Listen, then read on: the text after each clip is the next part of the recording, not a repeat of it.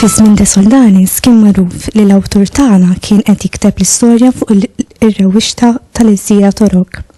Għaliex dan il-ktieb għandu jinteressa lil min jistudja l-istorja tal-qagħda tal-Ordni f'Malta. X'ingħad f'dan il-ktieb fuq l-imġiba tal-Ordni lejn il-Maltin? Sewwa, mela dan il-ktieb jixed ħafna dawla. Kemm fuq l-Ordni, kemm fuq il-Maltin u kemm ukoll fuq De Soldanis. Għaliex dan il-ktieb jirrifletti mhux biss l-istorja ta' Dan Mustafa, imma l-ewwel żewġ kapitli hemmhekk ħajġibu De Soldanis f'ħafna nkwiet. Għaliex hemmhekk jiddeskrivi dan De Soldanis illi meta ġew il-kavallieri f'Malta, ġew mhux għax riduhom il-Maltin. Kien ir-re ta' Spanja li ta' Malta lill-kavallieri. Imma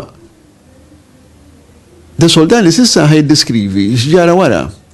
Mela il-kavallieri ġew Malta, imma ħajibdew issa jisirqu, jużurpaw id-drittijiet illi kellhom il-Maltin. Pereżempju ngħidu aħna il-Kunsil Popolari, dak spiċċa. Jew inkella drittijiet oħra li kellu r-re ta' Spanja, jew inkella ir-re ta' Napli fuq Malta. Dawk ukoll il-kavallieri ħajbdew naqruhom. Mela allura f'dan il-ktieb għandna ħafna ideat illi dan De Soldanis ħajitfa' fuq l-istorja ta' Malta.